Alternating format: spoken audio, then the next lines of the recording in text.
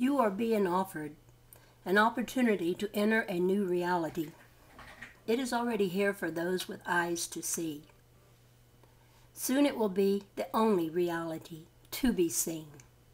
Those who tune into the new frequencies will find life growing more wondrous every day. Those who tune into fear will find things falling apart. Two worlds of consciousness will begin to form ever more distinctly, the world of love and life, and the world of fear and death. There will continue to be some overlap of these worlds for several years to come, some going back and forth for certain individuals. But as the century draws to a close, the polarization will continue to intensify. The moment of birth will also be the moment of last judgment, the moment of final separation. There will be better times for some and worse for others, depending on their orientation and involvement. Fortunately, the natural tendency for your species is to gravitate toward love and life. For the vast majority, the times ahead will be better than they expect. Some of the worst scenarios have already been rendered impossible, except in a few isolated pockets where the new energies will not enter until later. The momentum of positive change is being felt everywhere. The coming age will be a time of incredible blessing, restored ecological balance, international cooperation, and universal harmony. Planetary resources will be realistically understood and properly utilized. Humankind will be at peace. All life forms will work together in harmony, cultivating the full potential of the planet. It will be an age of revelation, during which the mind and plans of the Creator will be made clear for all to see. It will be the age when the final stage of incarnation becomes fully manifest in form, when Spirit, working through a fully awakened and responsive humanity, constructs for itself a mobile physical body. Human individuals will not function in such a cumbersome fashion as they do today. They will go about their task with the grace of dancers performing to a music that each will hear on his or her own channel, the music of his or her own soul. Through melodies, God will sustain each of his contextual identities in supreme fulfillment. Specific melodies will change with each environment, with each moment, with each task.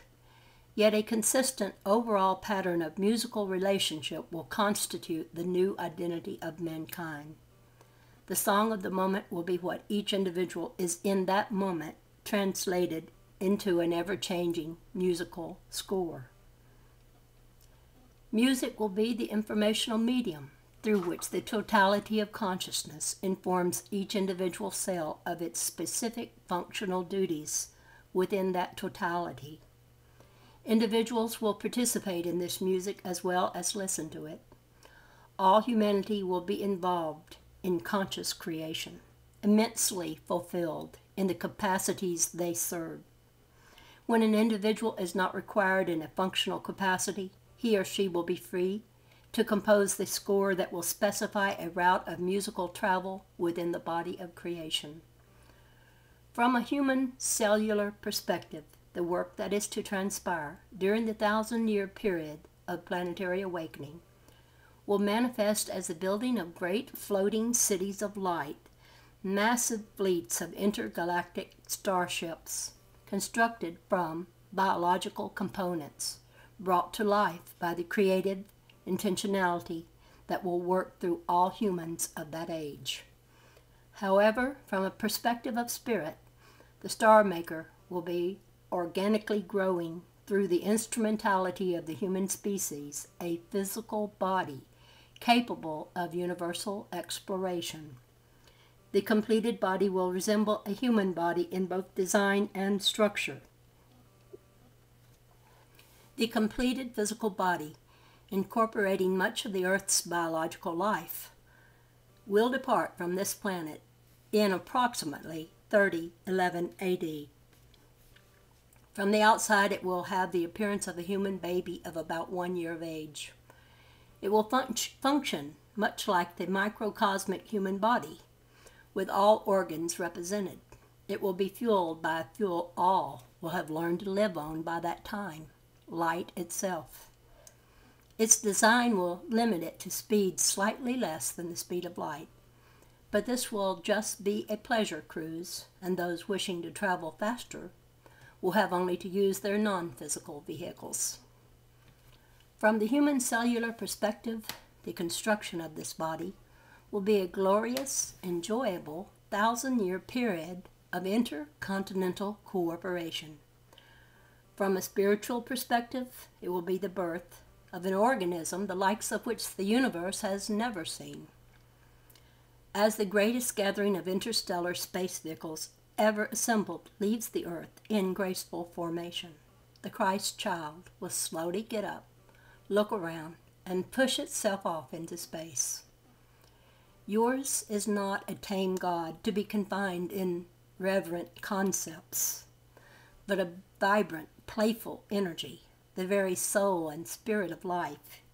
He comes to earth not to be somber and devout, but to dance, sing, and enjoy all that he has created. Do not allow the gravity of your planet to weigh upon your consciousness. You have been aware of the effect of gravity on material objects, but it has only been recently, in your space travels, that you have begun to suspect that it also binds and limits consciousness. As a species, you first began to sense this when human beings entered into orbital patterns around the Earth. In the furthest reaches of the planet's atmosphere, gravity was felt for the very first time as courtship instead of marriage. Were you listening to the reports of those first human space travelers? They were not alone in their capsules. The entire human species was present with them in consciousness as collective historical preconceptions began to fall away. Many among you looked out of their eyes and shared the feeling they felt. Gravitational forces will certainly not be done away with after the coming, but they will no longer affect human consciousness. Had the fall not taken place, they never would have. In these last few years, while the influence of matter still coexists with the rising life energies, do not conceive of your world with such gravity. Lighten up with the merriment of Christ. Even now, the awakening child is showing himself to your scientists and mathematicians through playful impossibilities that thwart all their rational explanations. He is laughingly holding up the stage props of contemporary contentions, running to and fro, catching them as they fall, seeing how long he can keep his presence a surprise. Do you remember when you were small children and the world seemed fun and exciting? Be like those little children again. Come play with us in the wonderland of matter. It is long years that you have dreamed of your entry into these realms. Your dream has come true. Wake up and see where you are. If the world sees the happy exuberance of the awakening Creator shining in your eyes and thinks that it is irresponsible in light of this or that growing crisis, patiently explain to them what is happening. Tell them something of the new perspective.